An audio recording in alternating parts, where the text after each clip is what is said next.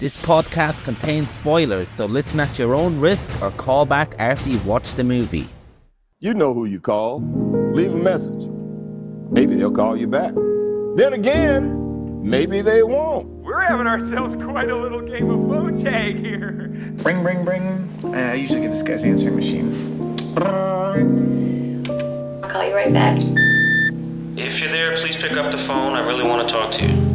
I check my fucking messages every day when I come home from work. My answering machine, zero. I got a blinking light. All I have to do is pick up this phone right here, inform the cinema, and your plan's kaput. No, I ain't got no phone. I had to pull, because people calling all the time, and who needs the aggravation, right? Interruptions.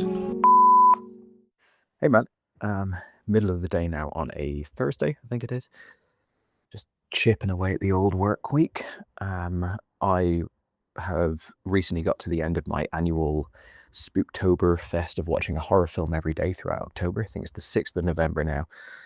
And I just wanted to chat about one last one. We've already talked about a lot of the films that I watched that month, but towards the end of the month, I hit a really, really good one. One of the best of the entire month. And I've watched it twice actually in the past week. And it's very, very outside of what I would normally be watching and very, very outside of what we would normally be talking about. So I'm kind of reticent to send a voice note in the first place because so much of our conversations are like, yeah, we're talking about that movie, but we're also talking about that whole world of movies, whether it's like the work of that director or, that subgenre or whatever. And so when it's a movie like this, 1925's Phantom of the Opera, it's so outside of our comfort zone and like what we have reference points for. I mean, I've seen like The Cabinet of Dr. Caligari and, a handful of silent movies, but really, I don't really know what I'm talking about. But this is such a visceral, brilliant movie that I think it's interesting to just see when films can kind of break through their era or like the pocket of cinema that they're into something of kind of broader appeal. Now, I watched, this is where we're getting super into the weeds already, but film came out in 25. It was re-released, like films from that era and from long after that era were kind of in cinemas for years and years. That's kind of the norm. So it has a long and storied history in terms of its release.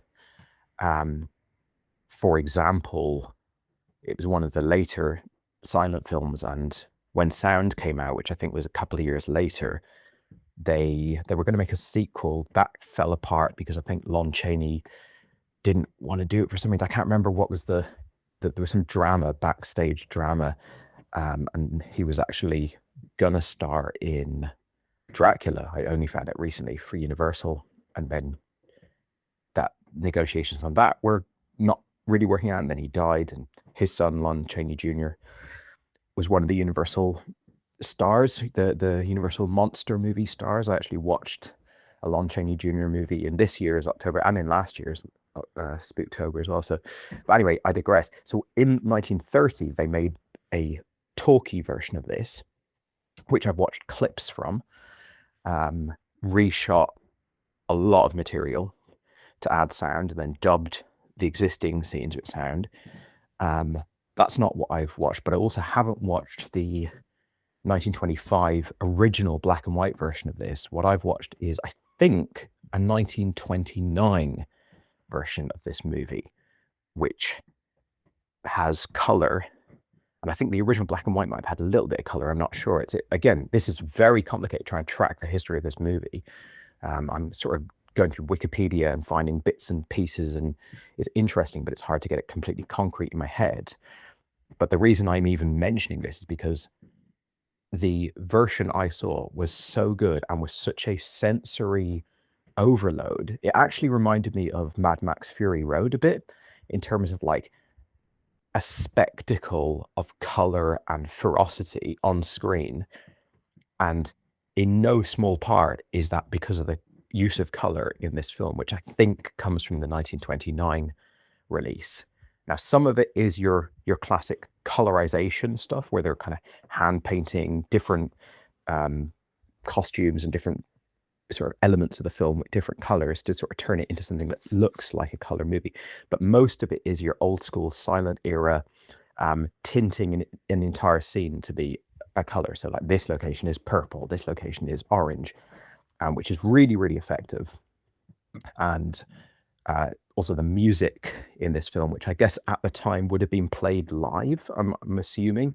I don't actually know a huge amount about the silent era. So although I know that the films weren't silent, they were presented with music, I don't know if they were sent to the cinema with sheet music that was sort of followed closely, or if it was more like every theater would have their own pianist or musicians that would work to figure out how they wanted to score the movie. I'm not really sure, but anyway, what I watched and what I've sent your way, which I hope that you've watched, is the 1929 re-release, then remastered in 1996, I think, by Channel 4 as part of a series that they did on silent era films, and then remastered again for Blu-ray or whatever in, I think, 2018 or maybe 2013, I'm not sure. But again, there's a lot of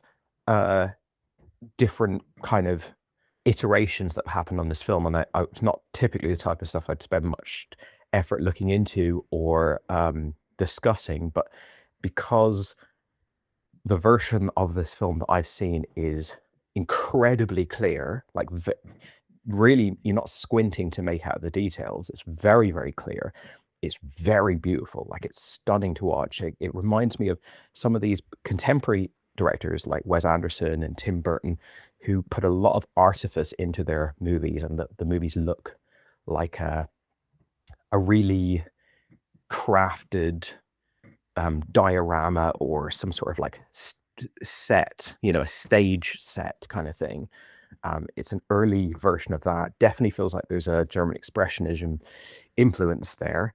Like the shots of the where you've got like gone down in the underground, you'll have these shots that take in multiple levels and loads of shots of like staircases and corridors winding off in different directions and stuff. So it's a visual feast. But now I've gone online and I've looked at a bunch of different versions that are out there and are available, and some of them, they're so hard to make out. And of course, they're black and white, which is a very, very, very different experience. I'm not going to say it's a worse experience because I haven't seen it in black and white, but it's just very, very different. I mean, I have seen Mad Max Fury Road in black and white because they re-released it like that. And I think for me, it's a much lesser film, but it's also like a very different film. So I think the version that I've seen of this, I really, really enjoyed. And I do definitely want to watch the talkie version, because it's not just dubbing this, it's also adding a lot of new content. I'm assuming it won't be as good. There's something about the nature of this film as a silent film that kind of makes you lean in a bit more. It's also interesting coming from when it did, because it's released so close to when everything was just sound. Like that, literally a few years later, you've got the films of 1930, 1929, 1931, those years. You watch those films and you don't feel like you're watching the beginnings of sound technology. You just watch them and you're like, we're fully in sound now. So because I know that, now watching this film, it's like, okay, so this is as modern as silent era films get. That was my first experience with this story. Obviously, I've always heard the name Phantom of the Opera. The musical by Andrew Lloyd Webber, I've learned came out in 1986, the year I was born.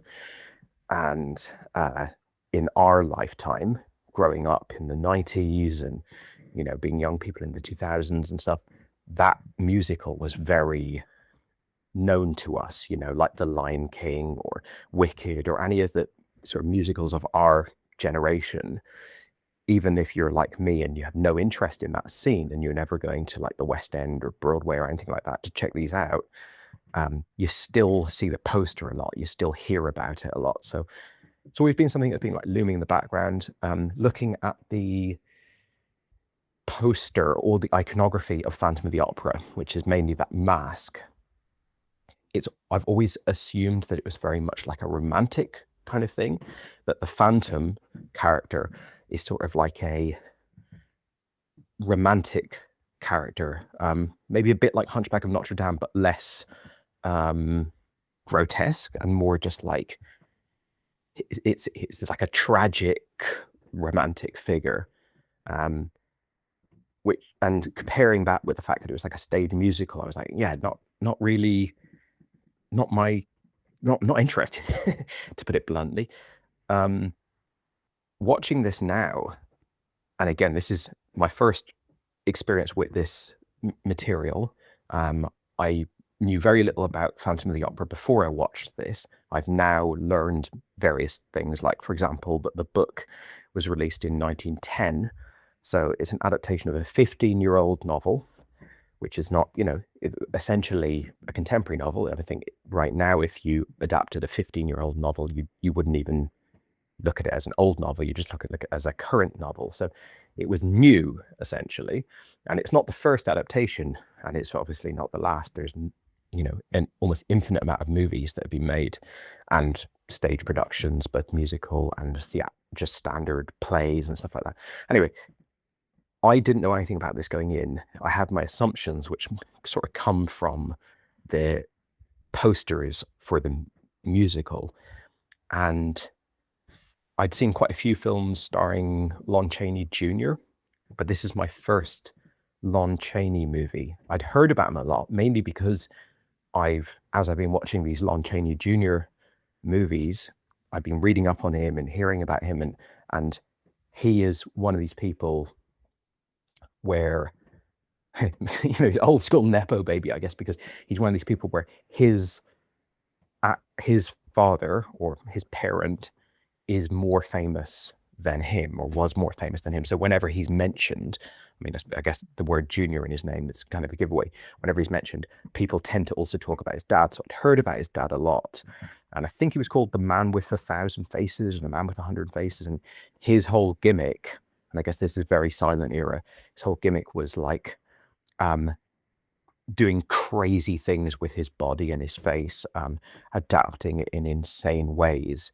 And that was sort of the spectacle he brought, maybe the original Jim Carrey. And I think he actually put his body through so much stress doing this kind of stuff that it put him in an early grave, but I could be wrong on that score. So the way that the Phantom is presented in this film, both the initial masked version of him, which is really creepy and scary, it's almost giallo, and that mask is like so fucking creepy, like it's not romantic and sexy, it's like creepy mask with this like fluttering a bit of netting at the bottom of it, and then the face reveal, which later on happens, which is more ghoulish and more fucked up than even Frankenstein, Boris Karloff, a couple of years later. That combined with his actions, where yes, he is genuinely in love with this woman, but he's also completely morally reprehensible and kidnaps her, and he's a murdering, vicious fucking bastard of a man. His only redeeming feature I guess you could say, is that he is genuinely in love and he experiences love. And film also references that he has been captured and tortured during the Second French Revolution, which is history I don't know enough about, but even with minimal knowledge of it, it's a very poetic and cool backdrop, because the film is set in the sort of decadent Parisian scene of people not going through war and revolution and just kind of like enjoying life. And deep buried beneath that is a history that's sort of like coming back. And it's like people watching this in 1925 would have had, especially in France, but just generally, they would have had so much more of a concept in their heads of, history coming back to haunt them. I guess this was just after First World War as well, so that's interesting. I often think that when I'm watching older films, like how much of just like a general feeling is this tapping into that I don't have? But anyway, this character, the Phantom, is like a horror villain to the nth degree, which is not something I was expecting. I put it in Spooktober because it's often sort of mentioned as a horror film, but you know, I'll take that with a pinch of salt, and I'll wonder whether it is a horror film or not. And it 100% is. Like, this is kind of like M by Fritz Lang, or these things where it's like there's a city, but it's under the shadow of a bad guy, like a single person who's out there in the tunnels, in the shadows, in the catacombs, and you know, ultimately the city is going to have to take this character down. So very, very satisfied with his presence in the movie, Lon Chaney. It's just treat after treat after treat, because we get the mask, the cool mask in the early bits. Then we get the face reveal, which is amazing. Then we get the incredible, and this is again why I think you should watch the colored version, but him walking around in that red robed skull mask Doctor Doom costume through this carnival or whatever it is, this grand ball that's gripped the entire city. And it says that like everyone in Paris mingles, the rich, the poor, everyone. It's like a huge celebration, and he's just striding through, and everyone's fucking terrified of him. Like, just on an intuition alone, he looks so cool. And that scene up on the rooftop, so he's kidnapped the girl, he tries to sort of have his way with her. She's like, look, I'm not into you. And he's heartbroken, but he's like, okay, look, I'm going to let you live. But if you get back together with your lover, or if you do anything with him, then I'll kill you. I'll kill everyone. I mean, the whole thing is like, I'm just going to go beast mode. And of course she does that. And I can just imagine like a remake of this. This is like such classic audience screaming at the screen that don't do it, what the fuck are you doing? Because he's stalking them the entire time. But that scene up on the rooftop where you get this reveal where he's up on the statue that they're kind of stood beside with his red robes flying in the wind. That is some of the best imagery I've seen in any movie in years. It's so good, so compelling. And then at the end of the movie, we get his like, it's almost like Saw or The Collector, or one of these films where he's made this like layer of traps where he can like he traps them in this one place where he can drown them, then he traps them in another place where he can turn up the heat and like burn them to death. And the love interest's brother is coming to rescue them, and he like uses his little underwater breathing thing to go walking around under the water. Like, this is slasher villain shit. It's fucking brilliant. And then we get the final crazy chase through the streets of Paris with the mob with flaming torches, and that is pure Fury Road. I mean, there's shots in that where I'm like, Jesus Christ, it's so visceral and so intense. No CGI extras. A whole giant mob with real flaming torches, and it ends with them beating him to death and throwing his body in the Seine. And then it's just like, movie's over, that's it. We're not even going to go back to like a kiss between the lovers. Like, that's the last thing you're getting. So I was really surprised with the brutality of this film. I really liked the early scenes of like, what the fuck's going on in this opera house? The new guys buy it. They get told like, by the way, there's a phantom. We get like spooky shit. They go into booth number 5 and see him. Then they walk out, they come back in. He's not there. You're like, what the fuck? And then he's sending the letters, trying to stop this other girl from performing so that her understudy can perform. And I don't know, like it's just always got entertainment up its sleeve. And again, this is why I wanted to send it your way. I hope you like it, because I think there has been films I've seen from this era where I've been like, oh right, so like I've looked on Wikipedia afterwards and I've learned, oh right, okay, so that's why that film was important, because it was the first film that introduced this thing. And then I'm like, okay, well, I guess I've seen that thing in many movies done really well, so I can thank this film for like originating it. But unfortunately, I didn't have the benefit of watching it when it came out, when it would have blown my mind. because that thing had never been done before. So I'm just like, yeah, of course they've got whatever mechanical aspect of filmmaking. And it's rare that you get to see a film like this where it just completely delivers. It's short, it's an hour and a half. So it kind of just gets in, does its job, gets out. And yeah, it's got me interested in this Phantom of the Opera story. I watched the trailer afterwards to Joel Schumacher's 2000s adaptation of the musical, which stars Gerard Butler and a whole bunch of other known people. And it looks very different. It looks very Joel Schumacher. I doubt I'll be watching that, to be honest, but I am interested in maybe watching some of the older versions, but I think this one's going to be pretty hard to top.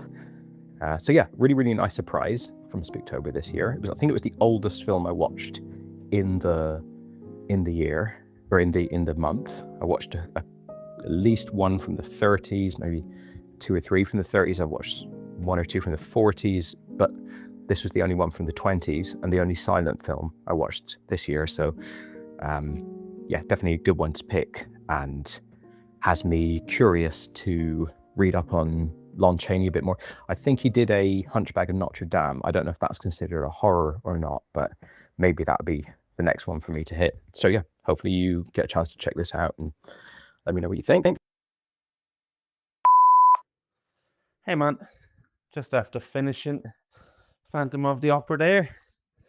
My work system's down this morning, so I can't actually do anything. So put on the last 30 minutes of it last night. Really interesting to hear your thoughts. I think Michael is from Mars, Andy is from Venus, would be the best way to describe our experiences. I think after 22 minutes, which felt like 200 minutes, I would have abandoned this film under any other circumstance. I think the repeated comparison to Mad Max Fury Road is wild, but it's useful. It's a useful description because it allows me to see a world in which you were in emotionally in this movie, and experience-wise, that just wasn't accessible to me. So after 22 minutes, I was done. It really felt like very, very long, and the whole experience felt like the longest 90 minutes of my life, or at least this year. So, well, I've seen a few silent movies, and I think the only one I really liked was a modern one, Thousands of Beavers, or whatever it's called. I don't remember liking any silent movie previously. I remember the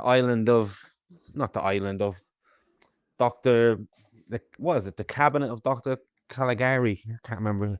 It's a long time in film school, where that movie was even shorter than this, and it felt twice as long as well. So I'm now in a situation where I am the least person you want to hear speaking about the Phantom of the Opera 1925. It's funny that you said this movie came out in 25, and I'm thinking, yeah, 1925. It's 2025 now. You might want to clarify there. It was funny. So yeah, so I'm the least person anyone should listen to about this. I'm as far from authority, far from knowing what I'm talking about, and it's not even to say I like it. It's more, it's got no resemblance to the film. It's almost like if I said, oh yeah, I really like watching tennis. I really like Serena Williams, Roger Federer, Djokovic, and someone else is telling me, yeah, I really like tennis as well. And then they pull out an footage from the Queen's lawns with the old tennis rackets, the old tennis gear, and tell me this is the type of tennis they're into. This is just not the type of thing that I would turn on for my interest in film. So at that point, and because I wanted to do you the courtesy, and I also wanted to listen to what your thoughts were on it as well, because that's always interesting and I enjoy those. At 22 minutes in, I decided to treat this as purely an academic experience, because Andy, the film fan, would have turned it off. And I also wasn't sure, was this a recommendation or a movie that you want to talk about? Because there's a difference. So anyway, good to hear your thoughts and good to hear what you've got from this movie in a genuine entertainment, love for the craft, love for everything you've seen kind of way, because that's an experience you want with every film. As someone who didn't have that experience, you'll be hearing from academic Andy's thoughts for the next, I don't know, few minutes, and I don't know how interesting they are or useful, because I can't even contextualize what I'm talking about. So the practical sets are really good. I really like the cinematography. I think, and I don't know this again, this is just my thoughts, but it's amazing to see a bridge between the stage routes of these type of things, because obviously before film, where were people getting a lot of these stories from? They were getting a lot of these stories from stage, a lot of these stories from going to shows. And I mean, this whole story in a way is built around something that's almost like not to say Larry Sanders, I don't know why that's coming to my head, but it's behind the scenes of the stage and the areas that you would normally see. So a lot of people of the time, presumably, they would go to these shows and they would watch what's on the stage.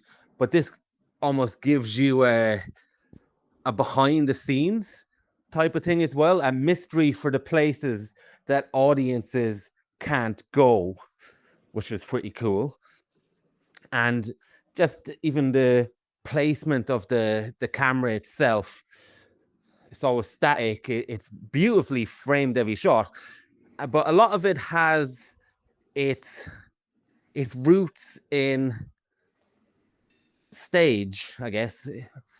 And I mean, maybe the camera not moving very much is a practical thing as well, because it wasn't easy to do. Actually, the camera doesn't move at all, but it gives you an angle of various stages, shall we say, that really draws attention, at least in the version that I've seen and that you've recommended to me, where you really pay attention to what's going on in the foreground as well as the background. Now, of course, nowadays, the camera will do that with zooming, with blurring out, with drawing attention to things. But I don't think I've ever seen that effect from just very specific framing. I really liked the ratio in this. I really liked just how much you're able to observe in every scene in the brief time you get it. And what's really cool about this as well is that you almost get, at times, hundreds of different stages, because again, it's framed like you're watching everything as an audience member to an extent. Obviously, there's a few insert shots here, and there's a few high angle shots occasionally when we go outside, especially. But for most of the time, You're getting shots very much from an audience's perspective. But the way that this director cuts different things, it's almost like you're watching constantly different stage shows at a time. And when it gets to the different versions of that, it does give a type of intensity to something you described as in Mad Max Fury Road, where you get a very still stage with one or two characters on it, and then it cuts to a massive mob, almost 3D-esque in how it runs to the audience. You could imagine audiences at the time almost feeling like they're getting attacked by the mob. So all sorts of stuff I can appreciate in that way. And you mentioned the colors. The colors that I think of actually is someone like Nicholas Winding Refn. The way he normally sits on a color to match the emotional tone of a scene. And the other thing is as well, we were talking about this the other day. What were you talking about? You were talking about From, that show with, is it Harold Perrineau Jr. of Lost fame? And I'm watching Silo at the moment, which is a mystery show. And obviously we were talking about Lost and how it's very difficult to see mystery shows. And now for you, you've got your genre endorphins of horror from this. I didn't. But what is very interesting in this is really, obviously it's not ground zero of mystery, but I wouldn't be surprised if it's one of the very, very early conceptions of mystery on film, because like you, I've had my misconceptions about Phantom of the Opera. I thought the exact same as far as my story, where it's a Quasimodo type figure who's horribly disfigured but has got a heart of gold and lives under the opera house or whatever it is because he is disfigured and everyone shuns him. It's not like that at all. This guy is psychotic. But I could just imagine the mystery elements of people at the time. Number one, Phantom, and something completely different as well. A phantom is a ghost. So you might initially think that this is a haunting of the opera house, but it's actually a person with a backstory. So the blueprint of the mystery of this story as told in this movie is very interesting. And there is certain things that still hold up that the mystery genre uses now. And I think one thing that, again, as someone who's not a silent movie guy, I've seen a few Chaplin, I've seen a few things here and there, so this might be very common, but it stood out in this movie, shall we say. Do you know what's really cool in this? It's you know how we get to text on screen and it's telling a story? I really like the way that it incorporated the actual letters that the Phantom wrote as the physical text on screen that would normally be used. So you know what I'm talking about, where you normally get just, ooh, what are you saying? And then you'll have a few minutes of them basically miming because there's no sound, or seeming like they're miming. In this, characters will come in and they'll hand the letter that the Phantom wrote, and then you'll see the letter. Then you'll see the handwriting, and then that's used in the same way that the text is used for silent movies. That is a really great way of getting personality of the main character using the techniques of silent movie. I really like that. Anytime they did that, it was very good. And you know what it reminded me of as well? This might be a crazy swing, but I mean, as crazy as your Mad Max swing. I mean, I'm making fun of you for that, but I get it. I do get it. It's a great way of showcasing your experience, but mine will probably be even more crazier. Do you know where this type of movie lives on to an extent? In RPGs, the ones, especially the ones that don't really rely on dialogue. I'm playing this game at the moment, Pillars of Eternity, and there's some dialogue, but a lot of the story is told through text on screen like this, where you're not even seeing your characters, but you're seeing a story unfold via text and music to convey emotion to you. Obviously, it's hard to say and probably ridiculous to say that RPGs and the like are inspired by silent movies, but I did find a connection in experiencing a little bit of what I'm playing at the moment in 2025 on my PC, and that audiences might have been feeling in the silent movie era. So that's an interesting way in for me. The other person I thought of when it came to this movie as well, and even with some of the musical chords with this, I couldn't help think of Batman. And so much so the 1990s animated Batman. Obviously that comes from the comics and whatnot, but the use of the shadows and the movement and how the stealth of the Phantom is conveyed in this and how he moves is very Batman-esque. And like you said, there's no practical, there's no special effects in this movie. There's no easy outs that they would have nowadays to convey these different things. So I agree with you that there's many striking images, and just one image I couldn't think of is Batman influenced by the Phantom of the Opera? I know it's Zorro and many other things, but I wouldn't be surprised now thinking about it. There's almost exact chords and shadow movements that very much remind me of the 90s cartoon. But anyway, maybe that's something to research afterwards. And the other thing was, yeah, the Phantom himself is brilliant.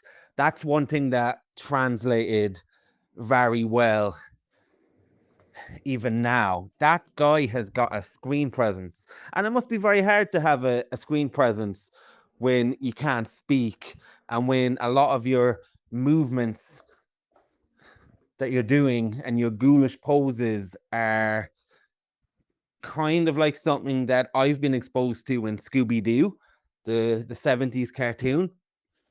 But he is so good at what he's doing. He's almost like what's that guy's name? Doug Jones, the guy Guillermo del Toro uses often. Just the way he's got a lanky figure and the way he can convey stuff is brilliant. I think he was also a makeup artist, and I guess one of my problems as well, it's great that you got so much out of The Mask, but I thought The Mask was not the same as Judge because it's 1925, but I think The Mask almost restricted the talents of the what's his name? Chaney, Lanny? Can't remember what you said now. Because when he takes off the mask and we get to see him tell a story by his facial expressions, and even when he has that skull mask on when he goes through the crowd of people, yeah, that's brilliant. That's a great image, as is the image where he's on top of that statue looking. That's another great image. But I think that's when we get more used to these facial expressions as well to really add to the drama and really communicate the drama to someone like me in 2025.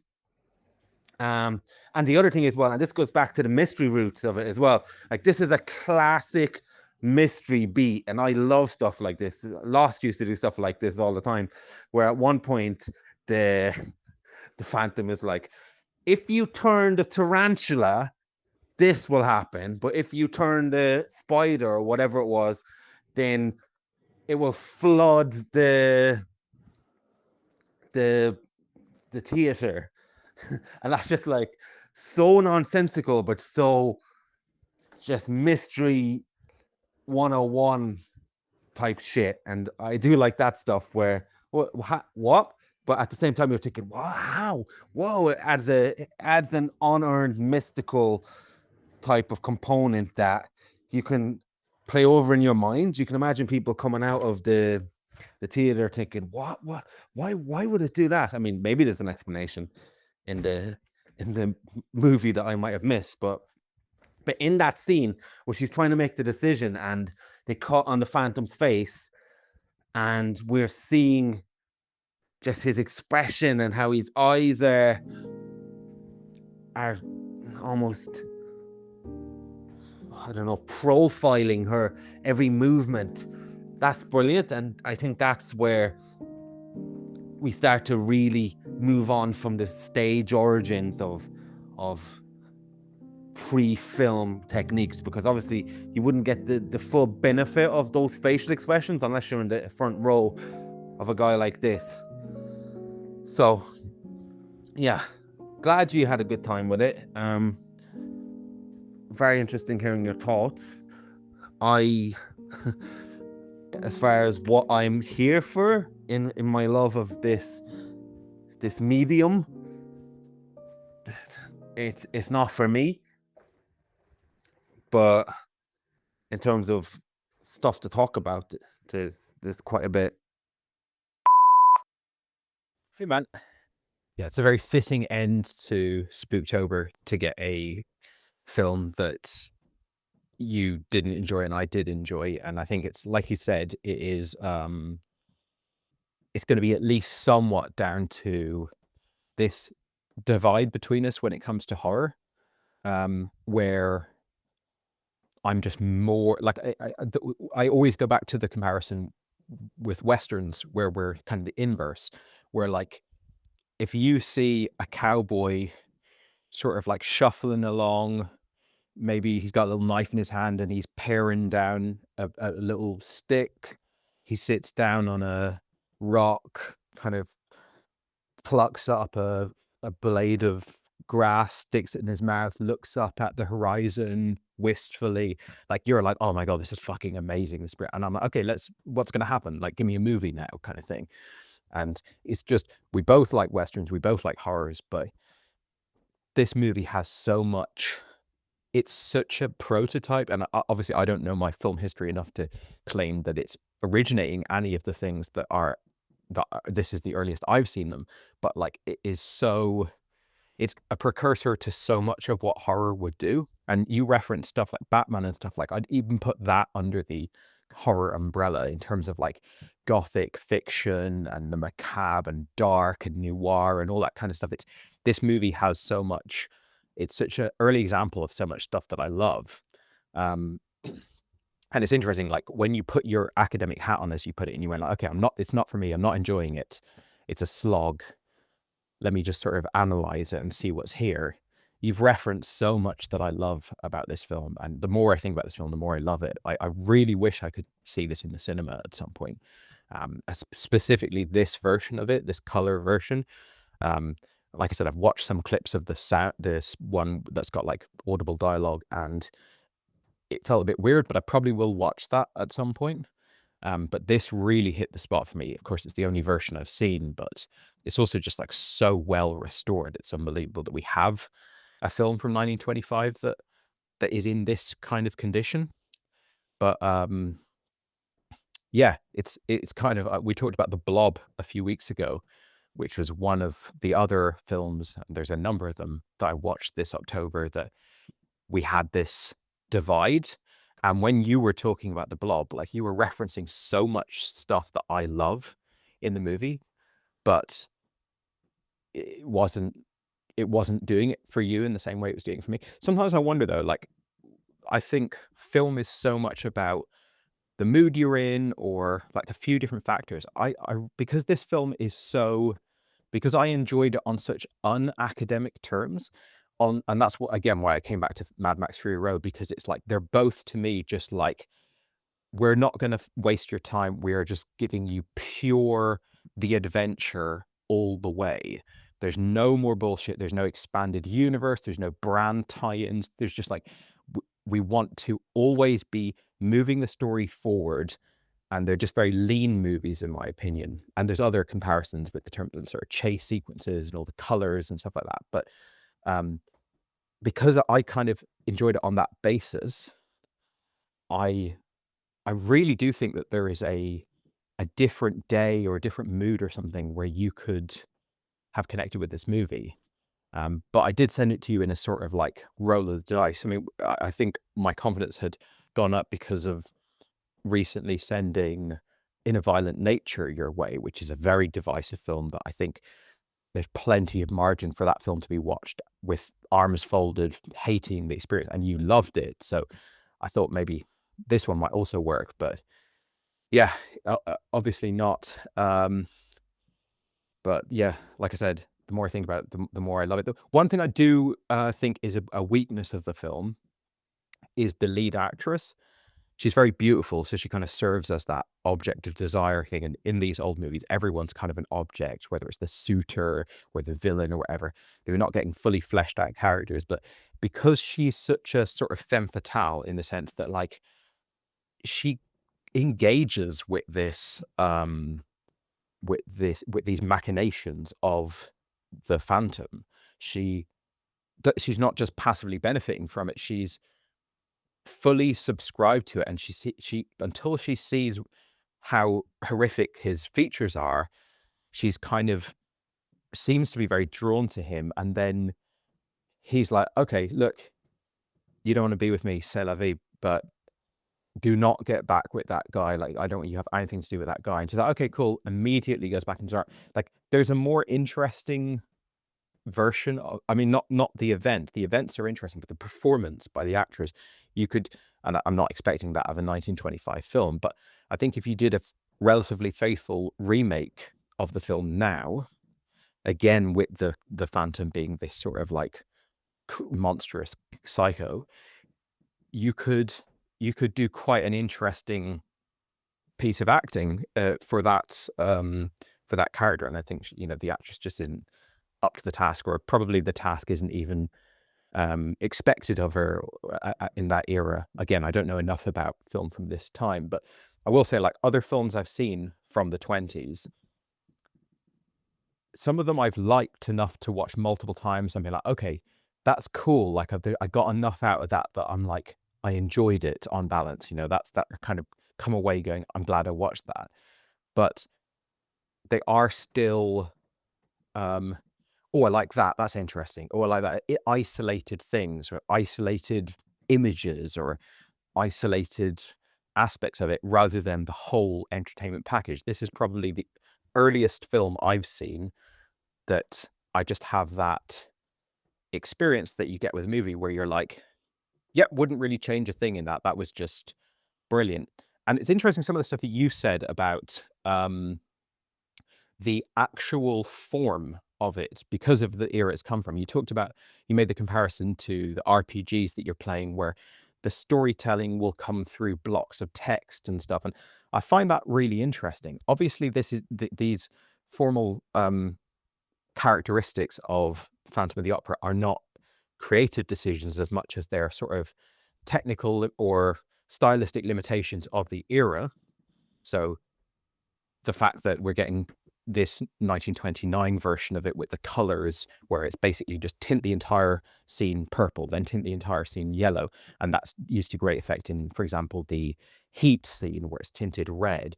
Or like you said, someone will be talking and we get the whole performance. We get their, you know, they might say quite a lot in terms of what we can see them doing. So we've got all of the acting, we've got all the explanation, we've got all the back and forth, all the engagement of all the parties, but then that'll be sort of condensed down to the like very few words for the actual block of text that appears on screen, or more, but like an economic amount to get across everything that needs to be gotten across, but then you translate it through the performance. And as you said, we've got the letters from the Phantom, which look spectacular. Again, this film is so well restored that you can very clearly read it. You got this cool, aggressive handwriting, and with the colors you reference Nicholas Winding Refn, like in modern times, obviously these are people who are making a decision to do things these ways. But when you're used to watching contemporary films, and you and I probably we're typically, I'd say, I don't know what the ratios are, but a huge percentage of the films we watch are from like very recent years, from the last decade. And then the other films are probably generally from the 70s onwards. So it's rarer that we're going back and watching old films, like black and white films and stuff. And then this level of oldness, we're almost never watching. I probably watch one or two films a year from the 20s or that kind of era. So all of these just methods of communication and methods of structuring storytelling are really interesting. And when you get to see them as a novel thing, like us, where we were very rarely exposed to them, it's extra stimulating, because you're going, okay, all right, so you could do it like that.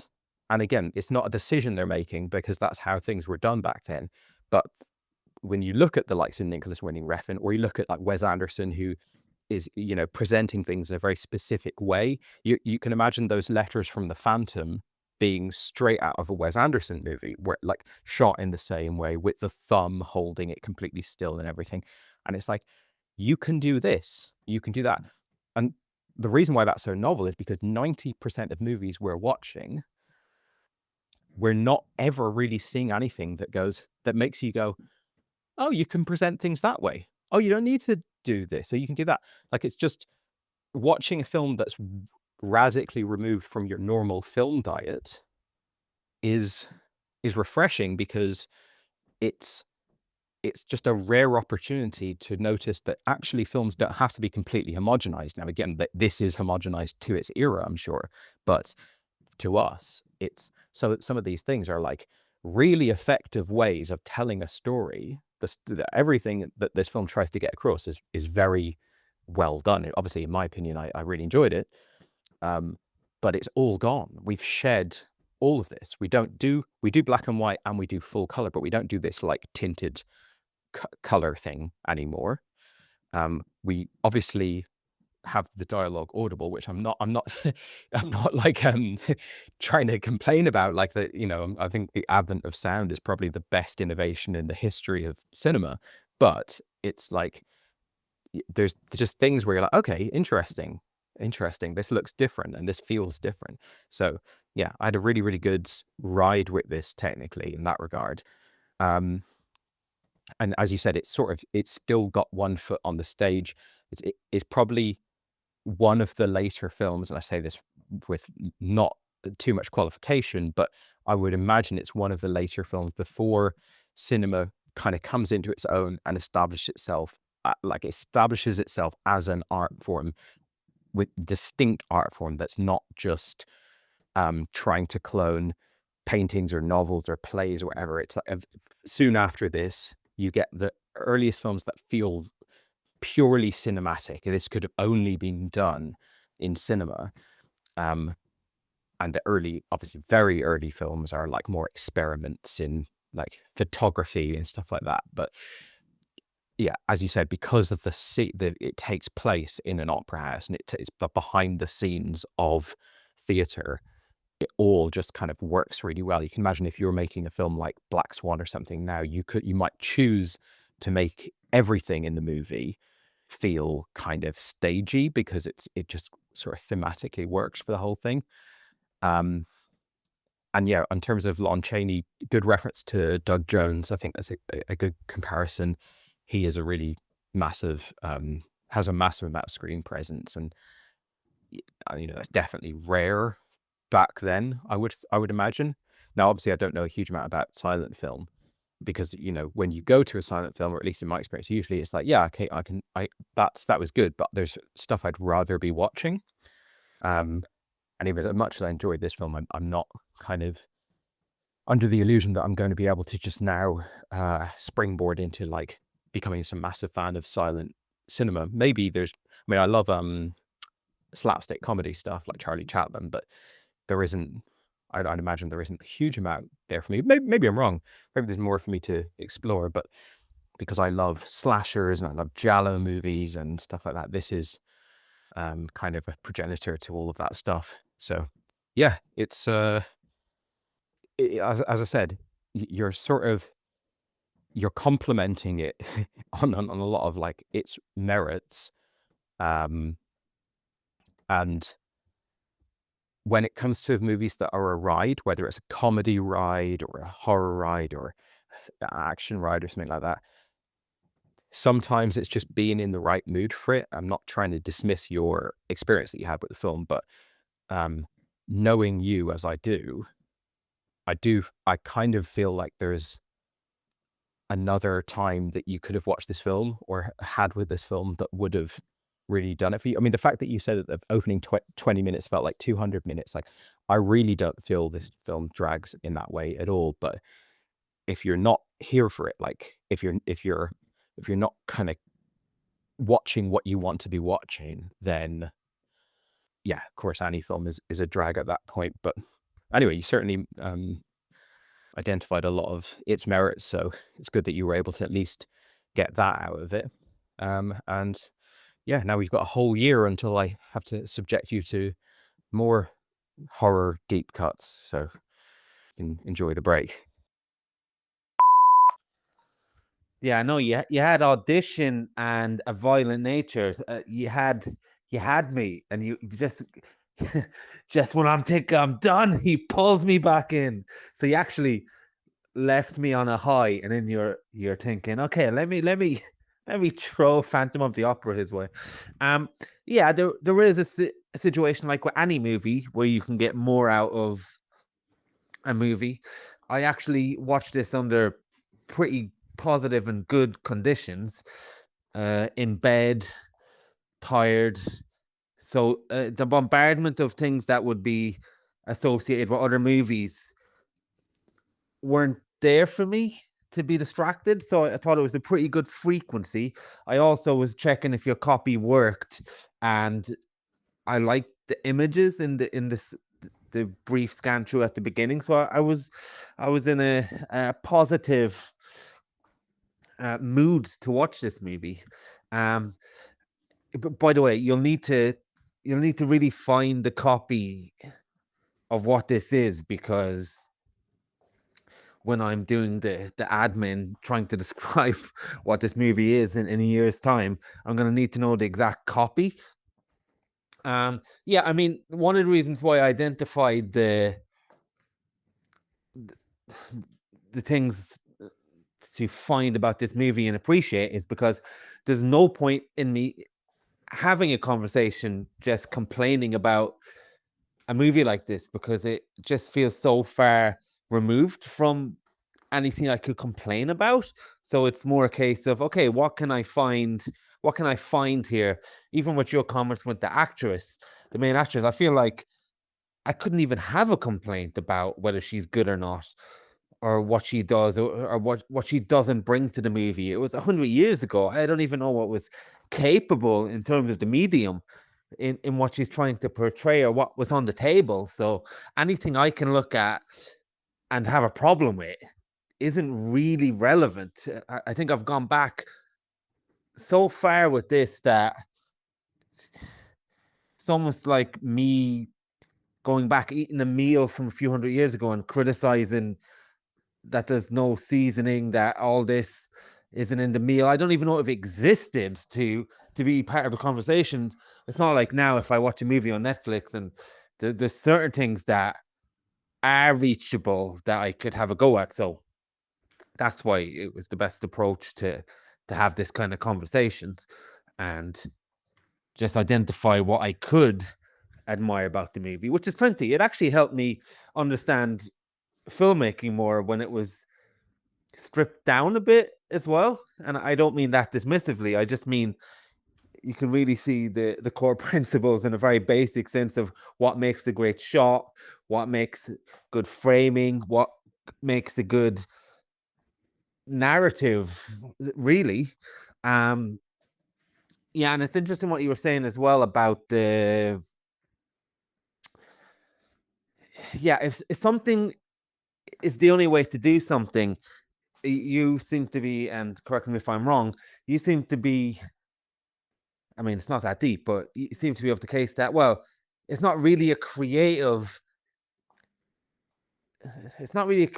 pursuit because they have no choice whether to do it any other way. Well, they do have a choice in the sense of whether to do it or not. They do have a choice whether to put it in the movie at all, and they do have a choice when they put it into the movie.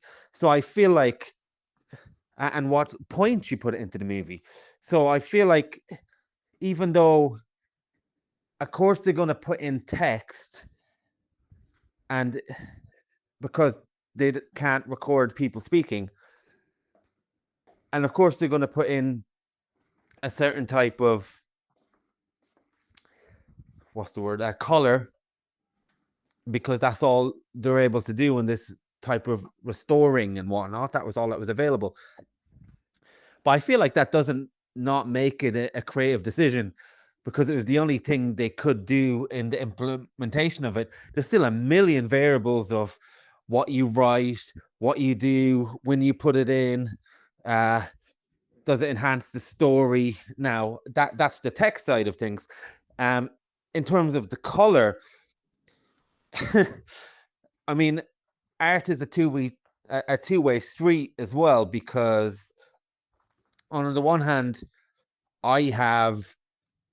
suppose I want to paint my wall, and then the only color I have is red, and then I paint it red, and then people come over and they're looking at this section of my wall. I mean, I guess they wouldn't if it was a wall, but let's just say I want to do a picture and all I have is red, and I just paint it red. All I had was red. All I had was red, but then people come over and they're thinking, wow, that red is really striking. The way all those matchstick men, as it would be, that I would be drawing, are red as well, really, really brings out something in me. And is that a creative decision? Well, no, it's not a creative decision on my behalf, although I could have decided not to create the picture. But it is a creative thing, and the other side of how something creative works is the audience and who is perceiving all these things. Because I think art at times is very much like, if a tree falls in the woods and no one's around to hear it, has the tree fallen? I feel like if something is created and there's no one around to critique it and analyze it, does art exist? So even though the colors and everything might have been done for very, very practical reasons, they still had to restore the footage, restore the people. They still had to do a lot of things. And then when I'm coming along, or someone is coming along at the time, then it's going to speak to you a different way. And of course, we're 100 years removed from this. Of course, it's going to speak to us in so many different ways, because we're coming back like time travelers here. We're coming back with so many other things in our own lives and in our film journeys that would allow us to interpret it in a certain way. So I wonder what people, when this was restored, can't remember what year you said now, but it was like 90 or 8 years ago, when they come across that, what kind of artistic baggage or perceptual baggage would they have brought to it in the way that we're bringing our references? I wonder what their reference would have been at the time. Yeah, that's a little bit of a tangent there. The other thing I forgot to mention was, in the mystery type of sense, I really like the guy, the mysterious guy who turns out to be the secret police and gets involved with the lover of, what's her name, Catherine or something. I like his mystery, and obviously he had makeup around his eyes, so you kind of think he might be linked to the Phantom.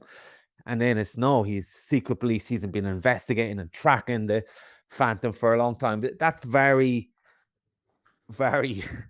That's a trope as old as time, but it's a trope I really love, where you see this guy and you think he might be a bad guy, and then no, I'm a vampire hunter or something like that. You get it even in TV shows like Buffy.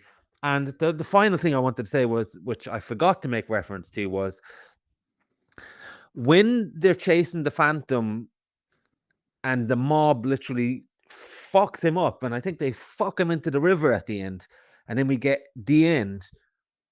That is really effective, and I'm not talking about that in an academic way now. This is the one point where I have my academic hat off, which I forgot to mention, but you brought it up with the end. That ending hits hard, no pun intended, and I wonder, like, do you know the way people talk about how we get immune to violence and we get desensitized towards violence? I saw this thing, I think I sent you on Instagram, about people coming out to see the Alien movie and with their kids and their reactions, and the question was, are people getting desensitized towards violence? I wonder, is it because as movies went on, they started to revel in violence more? There's no coolness about that mob scene at the end. They tear him to shreds and that's it. You don't get no cathartic feeling from this guy getting his comeuppance. You don't feel like part of the mob in the way that, yeah, let's get this guy. You really don't have time to feel anything except the brutal nature of violence itself, and it ends so quickly. It's a crazy contrast between the level of mobbery to once they've enacted their revenge and the big bad is gone. It's just there is no second to even contemplate or analyze, or it's pure raw violence, and it's something that movies would pick up a lot later, and horror movies actually, where horror movies would really indulge with the spleen being ripped off and all these different things. That's one way you could have went with this, or even in monster movies, it would happen in a way where they really focus on how sad, or even facial expressions of the Phantom. No, we just get an almost non-social commentary, almost, I don't want to say documentarian approach, but we get a very, you could imagine seeing that from the other side of the bridge and never getting the context and just left with something that you can't shake, like, I saw something horrible today. And that's a good approach to a scene like that. So yeah, let me know if you dive back into that again. I won't be diving into it with you probably, but I would like hearing, at least secondhand, about what else the actor who plays the Phantom brings to the table in other movies, because I did enjoy his performance. It's probably the most that I'll be left with from this movie. Yeah, well, I think I'll definitely watch more of him. At least one more movie, because I know he did Hunchback of Notre Dame, which is a very famous version. So I don't think it's horror, so I don't think it's gonna be a Spooktober watch, but I'll get to it at some point. And yeah, the ending is brutal. I mean, it's, for starters, like you said, the abruptness of it. It's kind of reminiscent of course, it was many years beforehand, but reminds me a little bit of Texas Chainsaw Massacre, where it's like extreme like literally the height of adrenaline of the whole movie, and then movie's over, credits. Like, well, of course, no credits in Phantom of the Opera at the end, but like, just, well, what more? Why would you want more movie? Like, either the final girl has gotten away, or the villain's being killed, or whatever. It's like, that's the end of the movie. Get out of here. Like, you don't need to see that girl getting married to her lover. Like, fuck that. And but also, like you said, the fucking brutality of it, the mob. So many movies back then had that mob rule kind of thing, especially horror movies, but just movies in general, thrillers and stuff. There's a kind of the city versus the bad element, whatever it is. Like, it just seems to recur over and over and over again, whether it's like a mob with like flaming torches or whatever it is.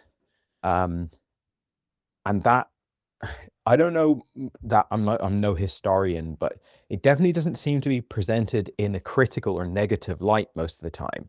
It's sort of like, it's not necessarily endorsed, but it's more just like, well, this is just how it goes. You start fucking with the city, and you start like creating fear, and you start killing people.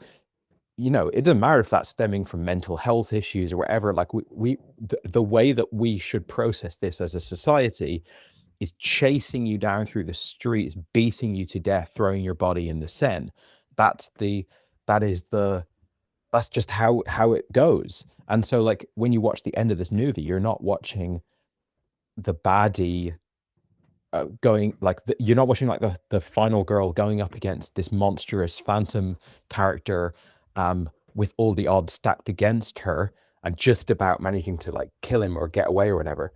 You're watching a terrified phantom running through the streets from this mob that's so big and so furious, like literally flaming mob.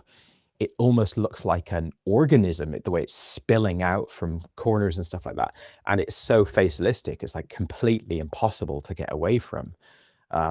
So very different. Nowadays, if you're going to show the people killing the baddie or whatever, it's got to be like reluctantly. They tried to bring him to justice, via handcuffs or whatever, but he just kept on trying to kill everyone, and eventually he accidentally slipped backwards and fell into something. No. That's not what they did back then. So watching it now is very intense and very brutal. And I always like movies that kind of, even though this is not done intentionally here, make you question, well, who's the villain in this scene that I'm watching? And also, just to clarify on you mentioned what I had said about whether it was a creative decision or not, because it was the limitations of the day. So I don't mean, when I say that the text on screen wasn't a creative decision, I don't mean literally what was written in the text. I appreciate that an enormous amount of creativity is going to go into exactly how you execute these things. But I meant that if Nicholas Winding Refn is restricting a scene to all of the colors, just one color as the whole color that you're seeing, or Wes Anderson is showing a close-up of a letter static, or anytime nowadays that people are doing things like we obviously seen some silent films in recent years, like The Artist, that is a creative decision to do that. Whereas to do the people talking where you can't hear what they're saying, and then text on screen to communicate what they're saying, that is just, to do that is not a creative decision. Creativity goes into how you execute it. But there's so much in this film, because they were limited both by the technology, but also by the lack of 100 years of learning new approaches to cinema. You end up seeing a film that formally is just so different from what you're used to seeing. And it's not because of some like genius, like thinking outside of the box. It's because you're not used to watching films from this era. And so that is just another layer of the viewing experience for me. Is, well, there's actually a lot of merit to a lot of this. Like, as much as I'm glad that directors can capture color more or less accurately, like the way it is in the real world, or they can do wild, amazing color movies that have all these different colors and stuff like that. There is so much aesthetic power in the color version of this film that we've watched that, you know, it was not necessarily born out of like, you know, it would be amazing to do. It's more just like that's all they had to work with. But watching it now, you're like, well, this is on a color level, on a visual level, this is stimulating me more than the majority of films I've seen recently. And it kind of just makes you think about, like, there are a few shots where the camera like pans up and down. You just kind of think about like, okay, these are the limitations of what can be done in this film. You know, maybe there's some merit to some of this stuff, you know, or at least I'm enjoying it. You know, I'm not, again, necessarily saying that people need to take this film and like go back to the basics of what this film does, but worked for me. So yeah. Anyway, I'll keep you posted on my adventures with Lon Chaney going forward. Your mailbox is full. Please delete new or stored messages which you no longer need so that new messages may be received.